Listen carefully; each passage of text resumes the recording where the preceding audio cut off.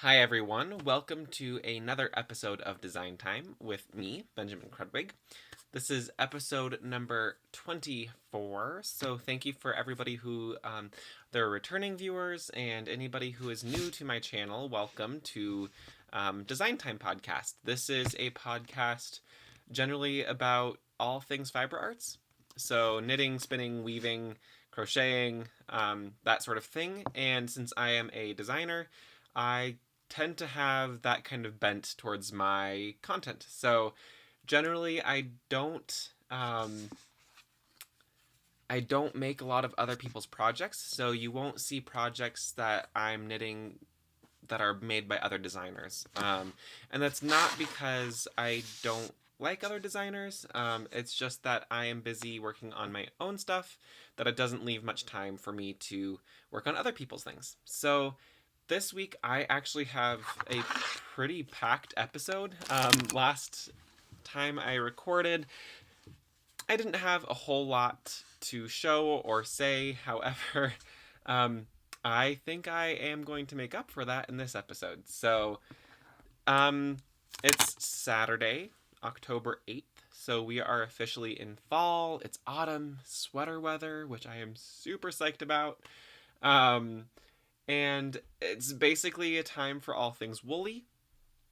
And it's just been a great few weeks of productivity and designing. So I have so much to show you. And I'm not quite sure where to start. So maybe I'll start with the fact that it's Spinzilla week. This is Saturday. So tomorrow is the last day. Sunday is the last day of Spinzilla. And I will be helping host the Denver Art Museum Spin-In. So we go to Denver, I think it's been the last 3 years, so this will be the third year. A whole bunch of spinners go to the Denver Art Museum and spin for a few hours, and it's just a really great time to hang out with people and spin and show the public, because it is a day where the public can come to the museum as well. So every now and again, when they're walking around the galleries, they'll come and see us spinning. So this year I guess for the last 3 years, I have been, or 2.5 years, I've been the Spinzilla team captain for Shacked Spindle Company. This is the last year that I'll be the team captain for Shacked Spindle Company, because I do have news.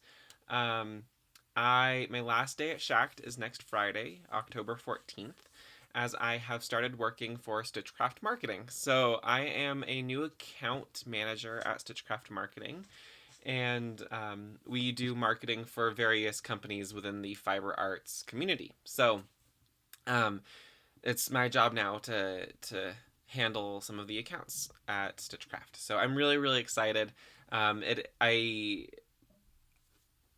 It's bittersweet because it's a good step forward for me, but I am also leaving a company that I really love, and I am leaving a whole bunch of people that I have grown attached to over the last 4 years. So it is time for me to move on, and I hope to see people who knew me from Shacked. You'll still see me on all the social things. So I digress, even though that was important information. So it's Spinzilla week, and what that means is teams all over the world, teams of 25 or fewer, are spinning as much yardage as they can for 1 week. And it's a fundraiser. All of the proceeds for purchasing a team, or if you are a spinner, it's $10 to join a team, unless the team is prepaid. And so all of that money is going to the Needle Arts Mentoring Program, so NAMP. For more information, you can go to namp.org, NAMP.org. And this is to get more fiber arts into the hands of young people. So that's one of the reasons why I love to do it. It also gives me an excuse to spin for a week. And it also gives me an opportunity to really focus on spinning as a craft. So I tend to get better as I spin for a week, and I learn some new things about my wheel or about me, my spinning style. Um, so that's what this week has been all about, has been spin, spin, spin, spin, spin. So I have 3 finished skeins this week. And what I'll do is I want to show you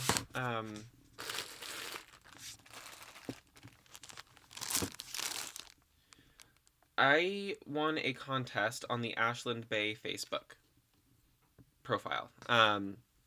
Ashland Bay is a fiber producer, and they make wonderful fiber. I received 3 bundles of fiber. I gave one of my bundles of fiber to a friend, and then I had 2 others left over, and they were both 8 ounces each, so that's a total of a pound. So there's this color, which is called sandalwood, and it's this lovely kind of tawny brown, and then there's different like colors. There's blue in here, some extra tan, some orangey yellow. Generally, it's just really beautiful fiber. So I've been spinning this up. I've already spun 1 skein of that color up. And then the other 2 skeins that I spun were the colorway Riverstone. Same fiber. It's a merino wool, I believe. Let me just double check that before I... Yeah, it's merino top. So it's combed, which means that it's all the fibers are aligned together. And when you have combed top, you can get a worsted yarn out of that, which is basically how you draft. So mine is a what's called a short forward draw. So I guess you can't see my hands when they're down there. You hold your fiber in one hand and then you pinch and draft forward with the other hand. And you don't want to get any twist between your 2 hands, which is called worsted spinning. So very little air gets trapped between the fibers, so you get a more dense yarn. For all 3 of these skeins, I have done a Navajo 3-ply. And you can look up what a Navajo ply is. It's a fascinating concept, and I don't want to get into it in a podcast. And so a 3-ply, what that gets you is a really round yarn. And I'm very, very excited. These, at least the dark brown, these are destined to become a project for my wife's voice teacher. So I'm very, very excited about getting started on that after Spinzilla and after a few deadlines that are coming up. So that's what I've been spinning this week. Let me calculate how much yardage. So the 2 brown skeins, dark brown skeins, one was 172, the other was 182 yards. Then the light brown, I got 200. Oops.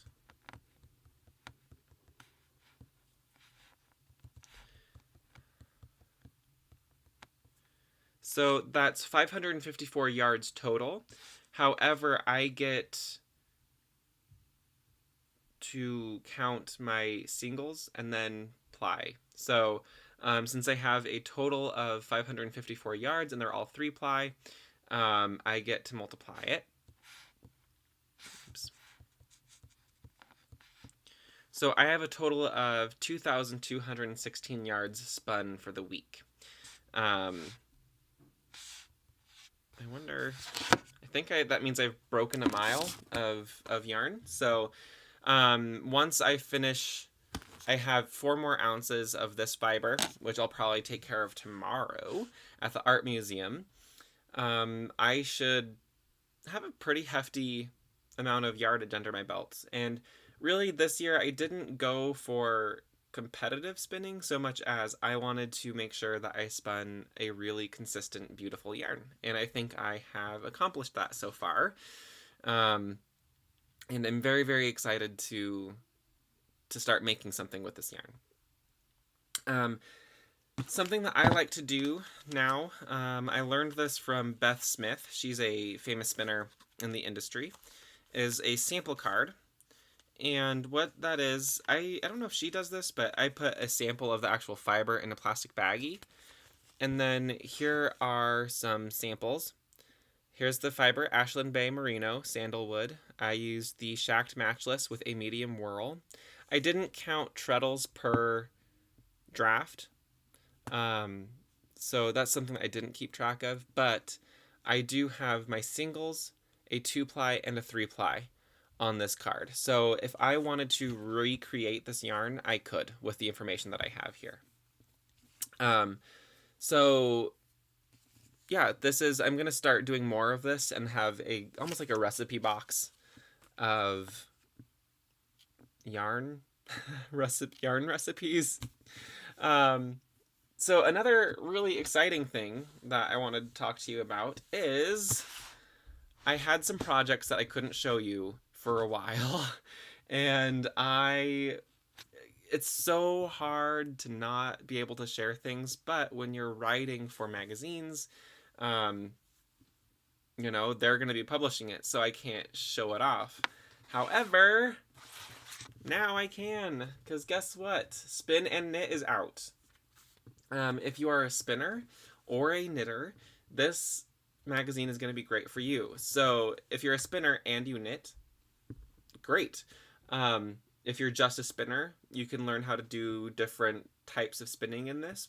And then if you're a knitter, if you don't know how to spin, you can still do these projects with handspun yarn that you've bought or yarn that is of a certain weight that you already have in your stash.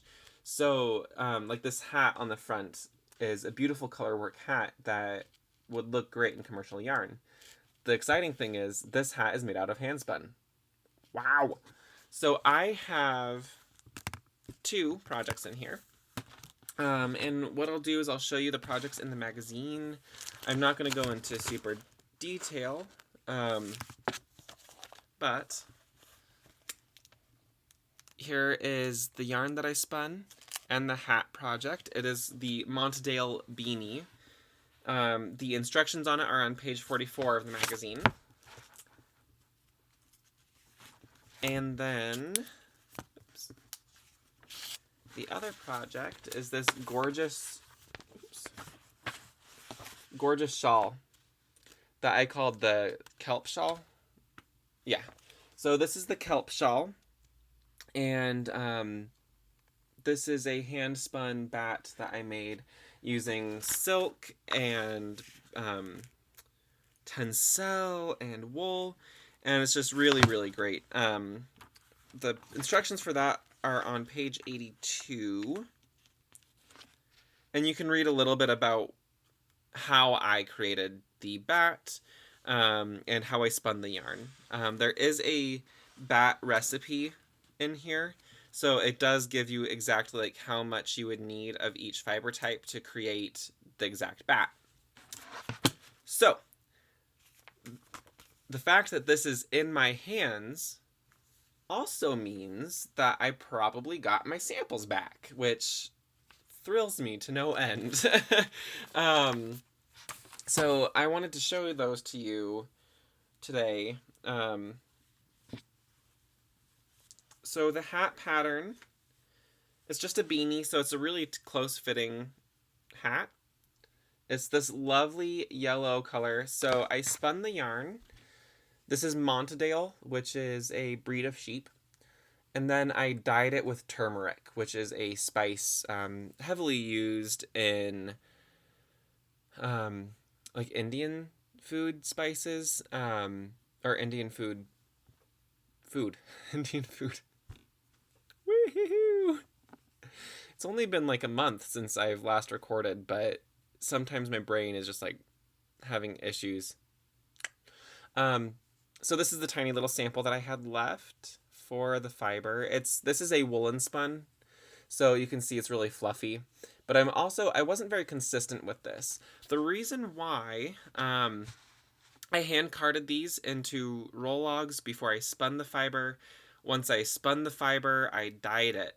Well, when I spun the fiber the way I did, so carded roll logs and then woolen, I did get some fluffs of fiber that didn't even out when I applied it on itself. So this is a rustic yarn, and it's a rustic wool. So Let me put on the beanie. It doesn't quite go with my outfit, but if you notice, I created these circular bullseye patterns all around the crown of the head. I am in love with this pattern, and this is going to become probably a staple this fall. Because even though it's kind of a rustic wool, it's very soft against my ears. So, I love that you can see the tag from internal use. So that's the Montadale beanie project, and I will be wearing that this fall and winter. And then the project that I just love. I'm going to take you through fiber to finished object. It's very rare that I actually have every stage with me. So this is for the Kelp shawl.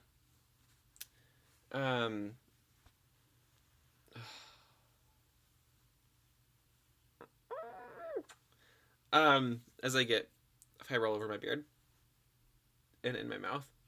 Oh well. I'm used to it, right? So this is a bat of my fiber that I started with, and I hand blended this. So you'll be able to see, if you pick up a copy of Spin to Knit, the exact recipes that I used for this bat. And I spun this similar to a short forward draw. It's not a true worsted because it's not combed top. So it's a semi-worsted or a semi-woolen. Spun it on my cherry matchless, and that is a Shack Spindle Company wheel. And you can see these are the singles that I spun for the project. And you can see there's a synthetic fiber in here called Green Flash that I got at Fancy Tiger Crafts down in Denver. And it's just, it adds a little bit of sparkle that I really liked. So from there, I did a 2-ply. And here is the skin of the yarn. I don't know if it's this. Let's see. It might be too dark if I do this. Yeah, it's going to be too dark, but yep, we're going to turn this back on. Sorry. The color is kind of washed out on my screen here, all the way through. This is definitely looking more cool tone, but it's a much warmer tone green. But I love this yarn. It's about a fingering weight, I would say. So I took this and I knit it into a triangular shawl, and the instructions can be found in the Spin and Knit issue. And honestly, like, I'm kind of tempted to wear it myself. They have it styled, more like a traditional triangular shawl, but I think with the right outfit, since it's not overtly feminine, this looks really good. So maybe I'll wear this tomorrow to the Denver Art Museum. We will see. Yeah, I might wear this tomorrow. It's hand spun, for crying out loud, and it's in a recent issue of Spin and Knit, so maybe people will ask for my autograph. Not. I don't think that's this kind of industry. So yeah, it's a lovely, lovely triangular shawl. I did an eyelet section down the center panel, and then a nice crenelated edge. Again, the colors are really washed out in my screen. It's much more vivid in person. So if you can, go and check out this issue. I don't know if there's probably a digital edition, so you could download it, I'm assuming. I'll put it in the down bar, whether or not that's possible. So that's this project. I'm very, very happy to have it back, because now I have 2 more bats to spin, and I have a bobbin So I can get another 2-ply out of this. Or I am really having fun with this 3-ply thing. So I might do 3-plies. Spin this, do a 1-ply, and then just do Navajo plying on this. And I don't think I can get credit for plying something that I've already spun. However, if I run out of the other fiber tomorrow, I'll bring these just in case. But my guess is that I'm not going to run out of fiber tomorrow. All right. Let me take a coffee break. Yum. This next thing, if I can find the other yarn. Here it is. So this is a project that I've been working on. And it's another spinning to knit project. And I'll be publishing this soon. Where to start with this? So I'm going to start with the yarn. This beautiful yarn, well, that's going to sound really cocky of me, but I like this yarn, but it's not because of how I spun it, it's because the dye job. So this is from Lisa Souza Dyeworks. She is an indie dyer. She dyes, I believe, yarn and fiber. And this is on her Zen top, which is a bamboo silk merino blend. And I spun a 2-ply with this. I just split the braids in half, spun them, and then plied them together. And this is, oh my god, I still have fiber in my mouth. This has become what I'm calling the Mermaid's Choice shawl. So this shawl is a choose your own ending or choose your own adventure shawl, which means that as you knit, you get to make decisions based on your name and your birth date. So the way that this works is that it's knit in 3 panels.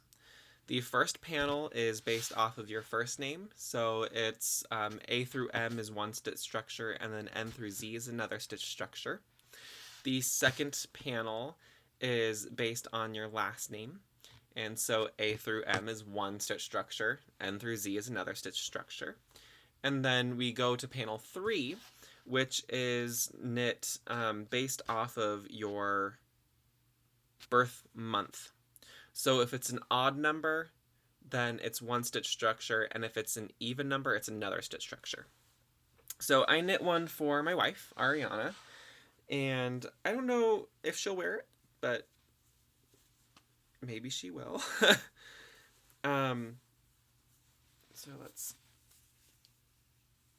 So it's this lovely lace shawl, and you can see that her name actually ended up being perfectly symmetrical. And it's just like a little wrap, and then she can pin it in the front here. I might block it again. Just it didn't quite block it intensely, and I think this would look better blocked intensely, because if you look at my swatch, it's much more crisp. So this shows you the stitch structures and the pattern. I'm going to try to get it out this week, depending on how my schedule works. So, yeah, so this was a very, very fun project to knit, and once I get photography done with it, I'll be able to format it and publish it. So keep an eye out for a new pattern from me. It's been a while. Because I've been doing all of this work for magazines. See, and look how cute this is. It looks not as cute on me as it will on her. Okay. I'm getting loopy, guys. Okay. So that's it for the spinning and knitting content of this lovely long podcast. But I do have another object that is in the works. So, Kristin from Wool and Vine yarns, or the Yarngasm Podcast.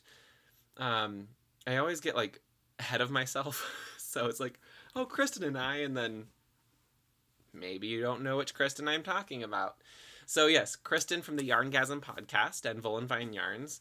I reached out to her a while ago and said, let's do a Victorian make-along, because she and I are both passionate about the Victorian era and, you know, the aesthetics from that time. So she and I are co-hosting a make-along for a Victorian era project. So you can knit it, you can crochet it, weave it, sew it, pretty much any craft as far as I'm concerned, and as long as it's of or pertaining to Victorian life, culture, fashion, so on. So we are in the midst of it. It started in September and it goes until October 31st. So we're in the final stretch of this make-along. She and I both have forums in our Ravelry groups based, you know, for this make-along. And her group is generally more active than mine, which is totally fine by me. I've been popping in there and saying hello and, you know, sharing my progress. But please, you know, feel free to jump in on either place. So I have been weaving fabric to make a Victorian top coat for the winter. And I am nearly done with the fabric. I'll post a picture in here somewhere, maybe, or you can go to my Instagram and take a look at it.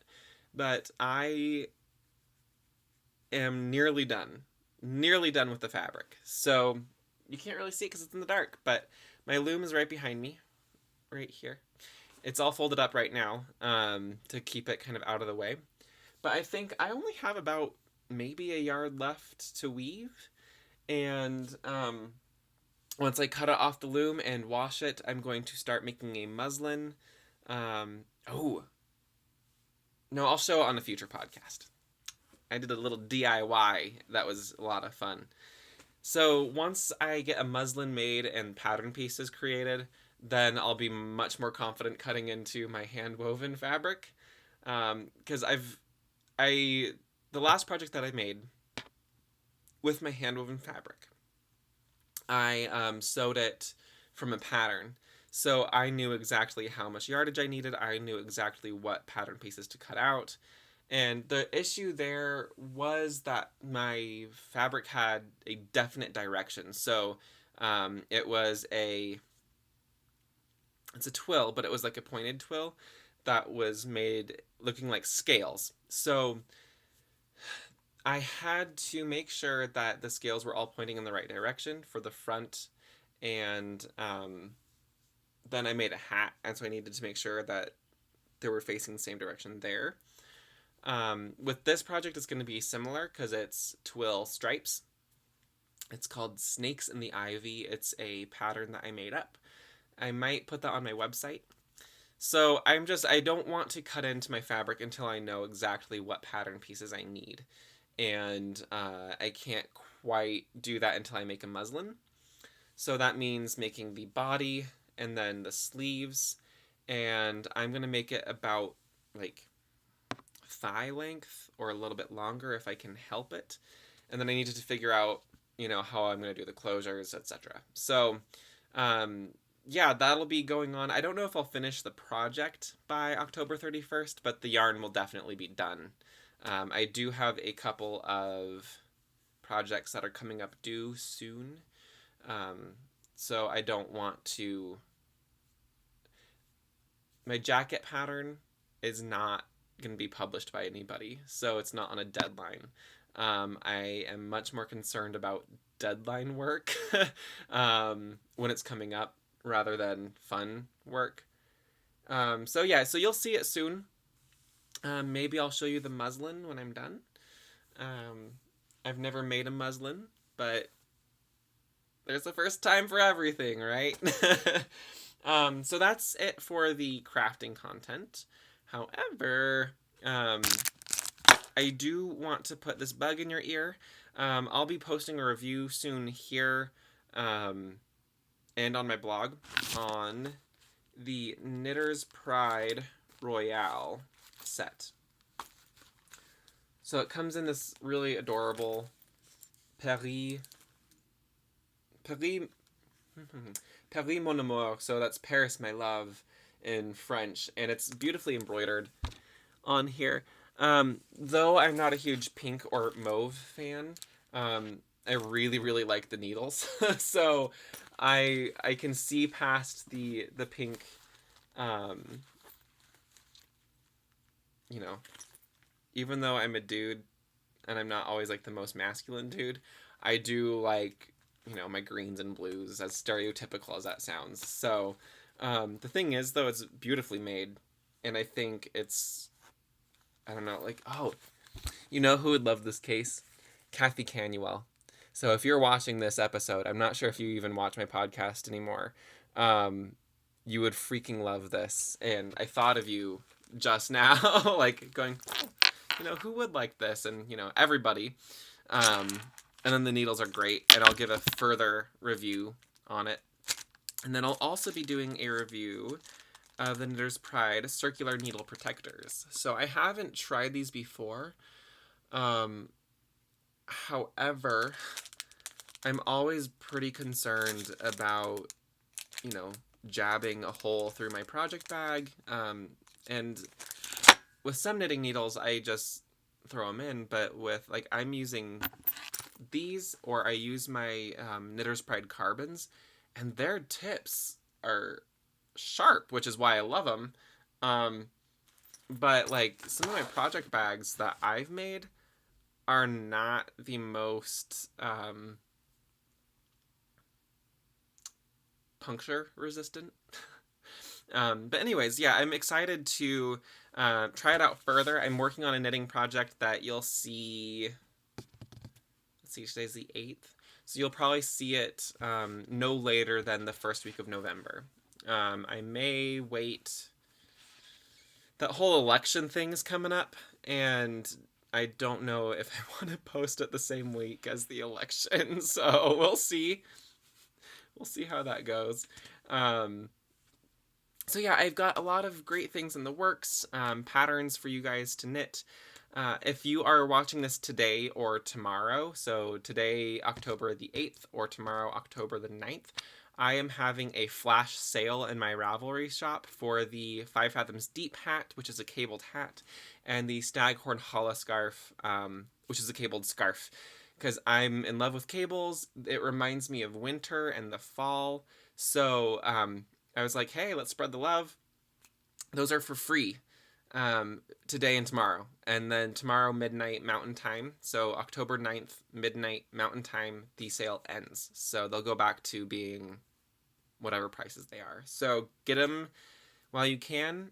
If you want to do a knit along later, that would be awesome. Somebody message me if you want to do a knit along, and I'd be happy to coordinate that, if you will. So yeah, thank you for watching. Hopefully that wasn't too disjointed. It's just about 30 minutes, so I want to end it, get a quick thing out here. Gotta edit this puppy, and then I will see you next time. Bye.